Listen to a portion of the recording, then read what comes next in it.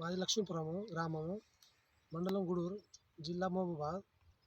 ఈ మన 5G SN global వాళ్ళది 5G పై ముడత, కింది ముడత, ఎర్రనల్లి, మళ్ళీ దోమ, పురుగు మంచిగా పోయి ముడత, పై ముడత, కింది ముడత మొత్తం పోయింది.